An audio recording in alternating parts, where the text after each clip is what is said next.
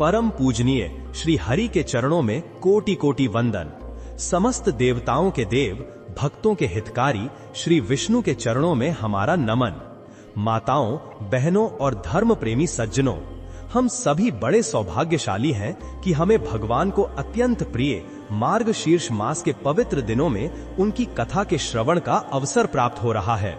स्वयं योगेश्वर भगवान श्री कृष्ण ने गीता में अर्जुन को उपदेश देते हुए कहा है, मासा नाम मार्गशीर्षोहम, अर्थात मासों में मैं मार्गशीर्ष हूँ।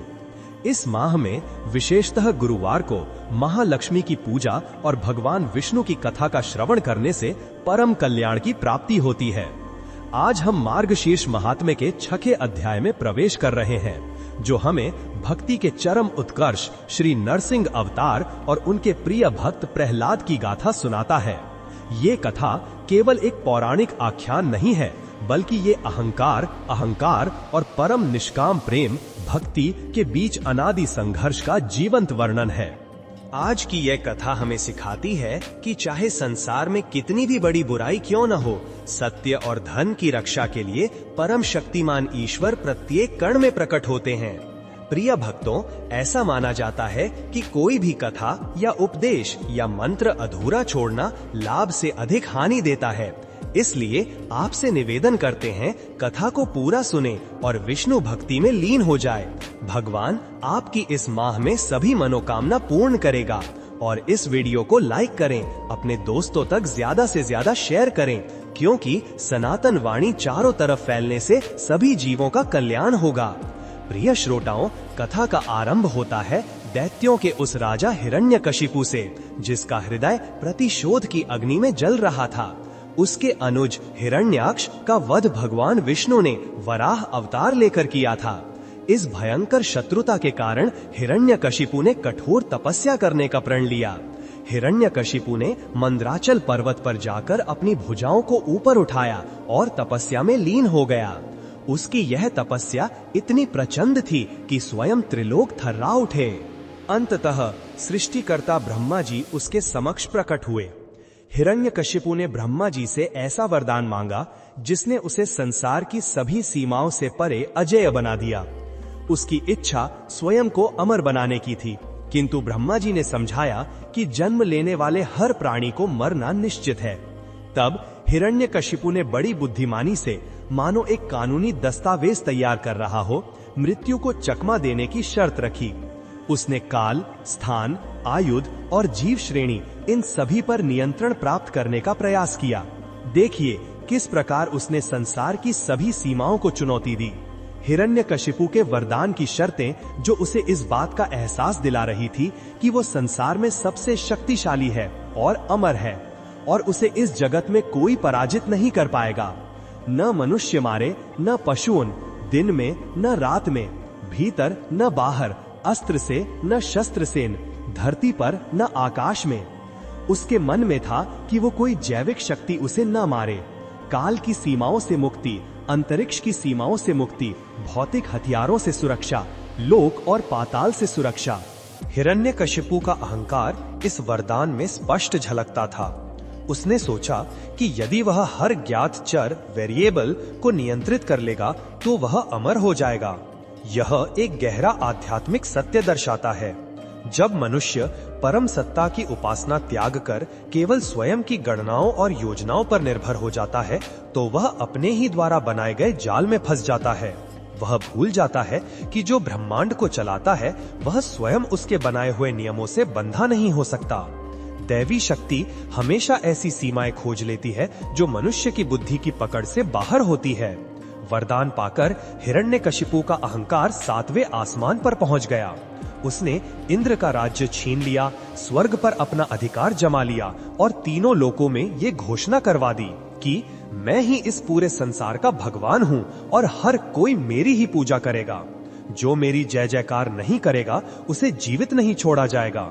इस प्रकार हिरण्यकशिपु की सत्ता केवल अत्याचार पर नहीं, बल्कि परम सत्ता श्री हरि से द्वेष पर आधारित थी। दैत्यराज की पत्नी महारानी कयादहु अत्यंत पतिव्रता थीं। जब हिरण्यकशिपु तपस्या करने गया तो देवताओं ने प्रतिशोध में कयादहु को बंदी बना लिया। वे कयादहु के गर्भ में पल रहे शिशु को भी दैत्य ही मानते थे और उसे नष्ट करना चाहते थे।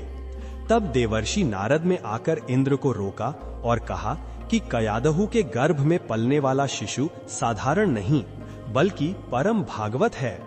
नारद जी महारानी को अपने आश्रम ले गए और आश्वासन दिया, असुर राज आप चिंता न करें, मैं उनकी यथा योग्य सेवा करूंगा। मेरी कुटिया में बीतने वाला हर दिन आपकी आने वाली संतान का हर संकट दूर करेगा। कयादहु ने नारद मुनि के आश्रम में कई वर्ष बिताए। वे प्रतिदिन नारद जी के मुख से भगवान विष्णु की कथा और भक्ति योग के गूढ़तम उपदेश सुनती थीं। हो सकता है महारानी कयादहु ने उन उपदेशों को पूरी तरह से समझा न हो या समय के साथ वे विस्मृत हो गए हो, किंतु उनके गर्भ में पल रहे उस बालक ने, जिसे हम प्रहलाद के नाम से जानते हैं, उन समस्त दिव्य ज्ञान को सीधे हृदय में धारण कर लिया। ये गर्भ संस्कार का परम अद्भुत उदाहरण है। यहाँ हमें यह परम सत्य समझने की आवश्यकता है, प्रहलाद की भक्ति साधारण अभ्यास या साधना से उत्पन्न नहीं हुई थी। उनकी भक्ति भक्तिजात सुकृति थी। कहा जाता है कि पूर्व जन्म में उन्होंने नरसिंह चतुर्दशी का उपवास किया था, जिसके कारण उनकी सुकृति पुण्य का उदय हुआ और उन्हें परम भक्त के रूप में जन्म लेने का अवसर प्राप्त हुआ। उनकी निष्काम भक्ति नृसिंह भगवान के प्रति अत्यंत स्वाभाविक और तीव्र थी। नृसिंह अति भक्तिमान। यह हमें एक गहरा सत्य बताता है। हिरण्यकशिपु ने कठोर तपस्या के बल पर शक्ति अर्जित की, जो नश्वर थी, जबकि प्रहलाद को भक्ति की जो संपदा मिली वो आंतरिक, शाश्वत और तत्काल सिद्ध थी। ज्ञान और वैराग्य से सिद्धि प्राप्त होती है, पर भक्ति हृदय से सहज ही प्राप्त हो जाती है। जब हिरण्यकशिपु तपस्या से लौटा और तीनों लोकों का स्वामी बन गया तो प्रहलाद का जन्म हुआ। दैत्यराज ने उन्हें दैत्यों के गुरु शुक्राचार्य के पुत्रों षंड और अमर्क के पास शिक्षा के लिए भेजा, ताकि वे राजधर्म और दैत्य नीति सीख सकें। किंतु गुरुजनों के लाख प्रयास के बावजूद बालक प्रहलाद ने वहां भी अपनी भक्ति का उद्घोष करना शुरू कर दिया। प्रहलाद ने असुर बालकों को समझाना शुरू कर दिया कि इस जीवन का सबसे बड़ा स्वार्थ और एकमात्र परमार्थ श्री कृष्ण की अनन्य भक्ति प्राप्त करना है। उन्होंने उपदेश दिया कि संसार के भोग क्षणिक हैं और हमें बचपन से ही भक्ति करनी चाहिए। गुरुजनों ने जब प्रहलाद के मुख से बार बार विष्णु का नाम सुना तो वे भयभीत होकर दैत्यराज के पास गए। पहला संवाद डायलॉग एम्फेसिस।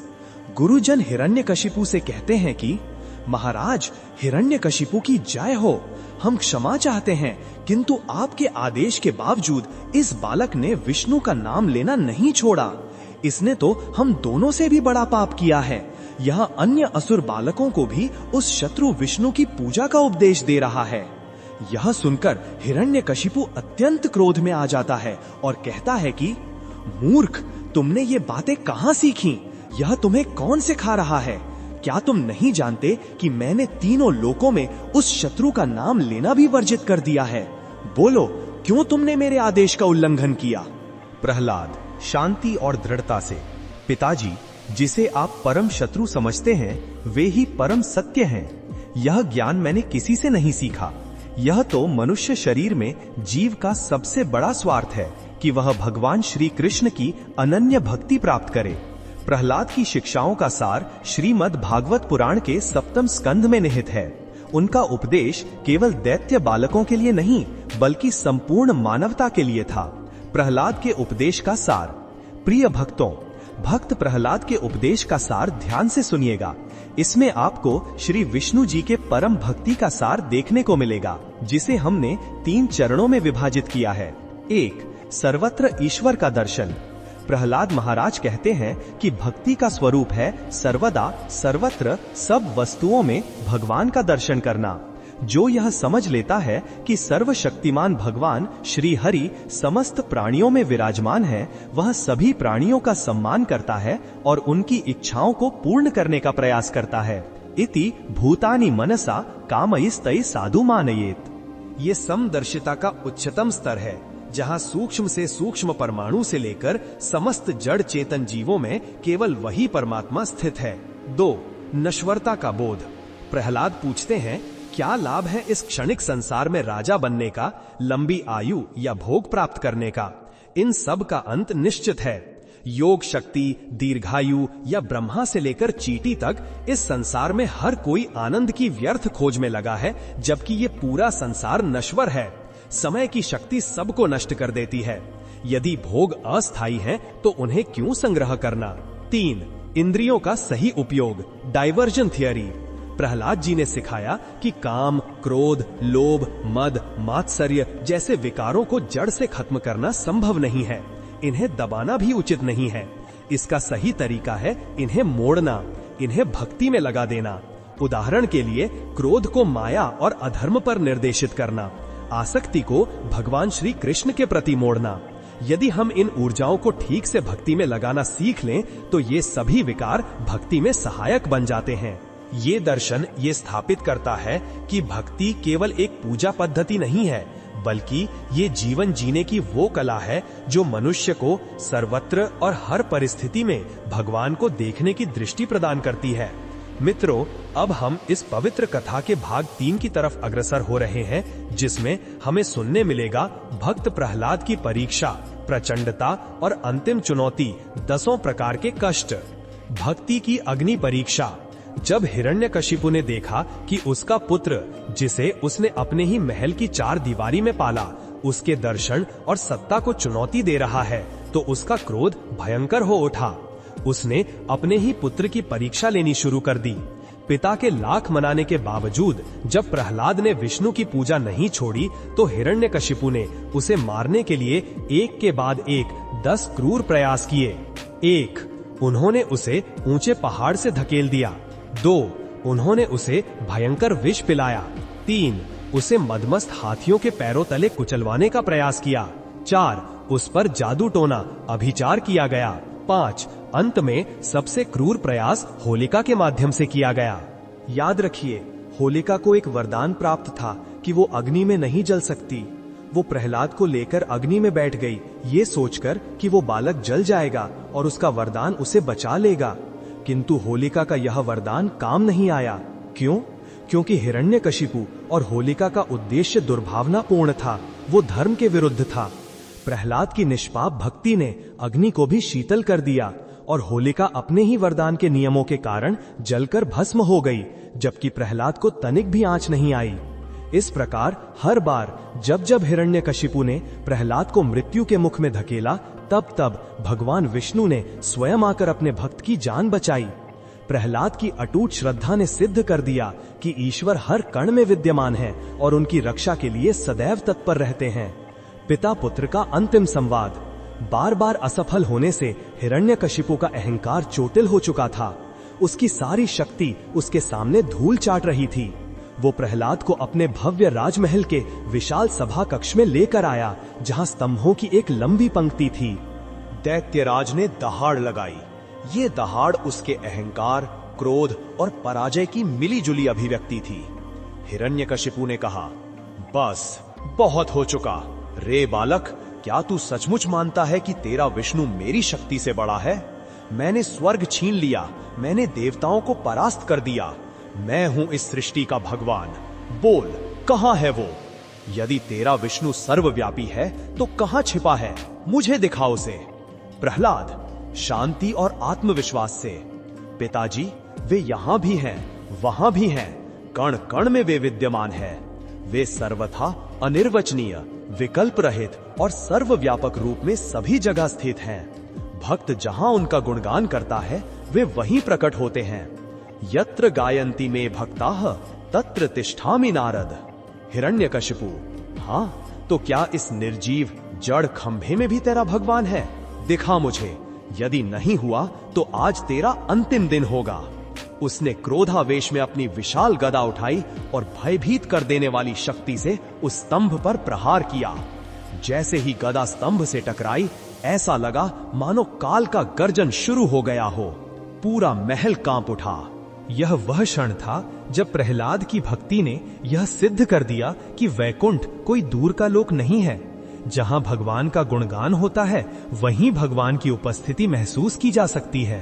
प्रहलाद के हृदय में भगवान का गुणगान हो रहा था और उसी क्षण उन्होंने ब्रह्मांड को यह दिखाने का निर्णय लिया कि भक्त का प्रेम जड़ और चेतन में भेद नहीं करता और इसलिए भगवान भी जड़ खंभे से प्रकट हो सकते हैं। भाग 4 नरसिंह अवतार और भक्ति की विजय स्तंभ। भेदन होते ही उससे एक ऐसा रूप प्रकट हुआ जो किसी ने न कभी देखा था न सुना था। वह रूप अत्यंत प्रचंड, रौद्र और प्रलयंकारी था। मुख सिंह का, धड़ मानव का, नृसिंह। वह आधा नर और आधा सिंह था। उसका भीषण गर्जन सुनकर सारे लोग भयभीत हो गए। हिरण्यकशिपु ने अपने वरदान के कारण खुद को अमर मान लिया था, पर उसे यह भान नहीं था कि भगवान की लीला उसकी गणना से अनंत गुना बड़ी होती है। अब हम देखेंगे कि किस प्रकार भगवान नृसिंह ने हिरण्यकशिपु के वरदान की हर शर्त का अत्यंत बारीकी से सम्मान किया और फिर भी उसका वध किया। यह दर्शाता है कि दैवी न्याय किस प्रकार धर्म की सूक्ष्मता को बनाए रखता है। संध्या काल में देहली चौखट पर हिरण्यकशिपु को अपनी गोद में रखकर भगवान नृसिंह ने अपने प्रचंड नखों से उसके वक्ष पेट का भेदन कर दिया। इस प्रकार अहंकार का अंत हुआ और धर्म की रक्षा हुई। महाप्रभु के क्रोध का शमन। हिरण्यकशिपु का वध करने के बाद भी भगवान नृसिंह का क्रोध शांत नहीं हुआ।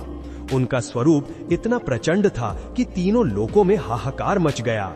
देवता, ऋषि मुनि और यहाँ तक कि लक्ष्मी जी भी उनके पास जाने का साहस नहीं कर पा रहे थे।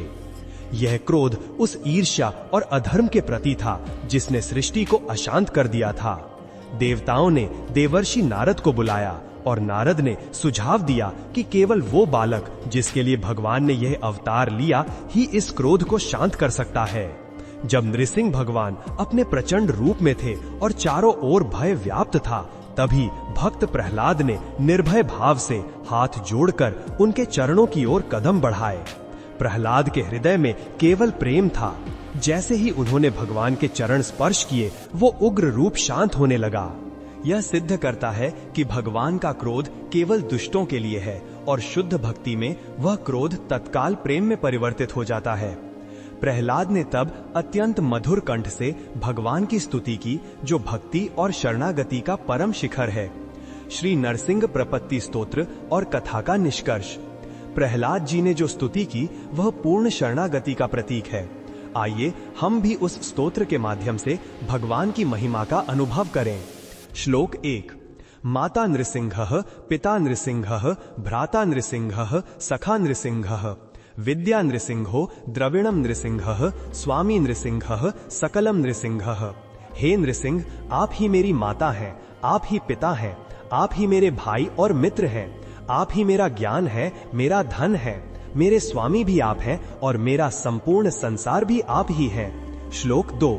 इतो नृसिंहः, परतो नृसिंहः, यतो यतो यामि ततो नृसिंहः, नृसिंह देवात् परो न कश्चित् तस्मान् नृसिंहम शरणम प्रपद्ये। यहाँ नृसिंह है, वहाँ नृसिंह है, मैं जहाँ जहाँ जाता हूँ वहाँ वहाँ नृसिंह ही हैं। नृसिंह देव से बढ़कर और कोई नहीं है, इसीलिए मैं उन नृसिंह की शरण को प्राप्त होता हूँ। प्रहलाद की स्तुति से प्रसन्न होकर भगवान ने उन्हें वरदान मांगने को कहा, किंतु प्रहलाद ने केवल एक ही वर मांगा, नृसिंह के चरणों में निष्काम प्रेम और अपने पिता हिरण्यकशिपु की मुक्ति। यह कथा हमें सिखाती है कि सच्ची भक्ति किसी बाहरी आडंबर पर निर्भर नहीं होती, बल्कि यह हृदय की पूर्ण शरणागति में निवास करती है। हिरण्यकशिपु का वध केवल एक दैत्य का वध नहीं था, बल्कि यह हमारे भीतर के काम, क्रोध, लोभ और मोह जैसे आंतरिक शत्रुओं पर भक्ति की विजय थी। निष्कर्ष और फलश्रुति। यह कथा हमें 3 महत्वपूर्ण जीवन सिद्धांत देती है, जो मार्गशीर्ष मास में सुनने पर परम फलदायी होते हैं। 1. सर्वत्र ईश्वर का वास। इस कथा का केंद्रीय संदेश यह है कि भगवान हर जगह है, कण कण में, चाहे वो सजीव हो या निर्जीव। यदि हमारा विश्वास अटल है तो वो जड़ खंभे से भी प्रकट हो सकते हैं। 2. भक्ति से कर्म का क्षय। नृसिंह अवतार की यह कथा श्रवण करने या नृसिंह चतुर्दशी का व्रत करने का अत्यधिक फल बताया गया है। ये कहा जाता है कि इस कथा का श्रवण मनुष्य के जीवन में होने वाली अनावश्यक दुर्घटनाओं, प्रारब्ध के बुरे फलों और मानसिक दुख जैसे आत्महत्या की इच्छा को टाल देता है। ये भक्त के विवेक को जागृत करता है और उसे विपरीत परिस्थितियों में भी भगवत स्मरण की शक्ति देता है। 3. शत्रुओं पर विजय, बाह्य और आंतरिक। भगवान नृसिंह के चरणों में स्वाभाविक भक्ति होने से व्यक्ति को शत्रु नाश और कार्य सिद्धि प्राप्त होती है। कार्य सिद्धि जायते। यहाँ शत्रु नाश का तात्पर्य केवल भौतिक शत्रुओं से नहीं, बल्कि हमारे मन में स्थित काम, क्रोध आदि से भी है, जिन्हें हम भक्ति के माध्यम से नियंत्रित और पराजित कर सकते हैं। अतः ये कथा केवल अतीत की घटना नहीं है, बल्कि ये वर्तमान में भी हमारी रक्षा करने वाली एक अचूक ढाल है। जो कोई भी नित्य इस स्तुति का पाठ, पठन या श्रवण करता है, भगवान श्री कृष्ण विष्णु स्वयं उसकी रक्षा करते हैं, ठीक वैसे ही जैसे उन्होंने भक्त प्रहलाद की रक्षा की थी। अंतिम मंगलाशीष। आइए इस भक्तिपूर्ण कथा को समाप्त करते हुए कबीर साहिब के इस दोहे को याद रखें, जो हमें सहज भाव से जीवन जीने की प्रेरणा देता है। होई ही सोई जो राम रचि राखा, को करी तर्क बढ़ावे साखा। जो राम ने रचा है वही होगा, कौन व्यर्थ की चिंता और तर्क बढ़ाए। भगवान नृसिंह और भक्त प्रहलाद की यह कथा सिद्ध करती है कि सत्य और भक्ति की हमेशा विजय होती है। श्री नृसिंह देव भगवान की जय।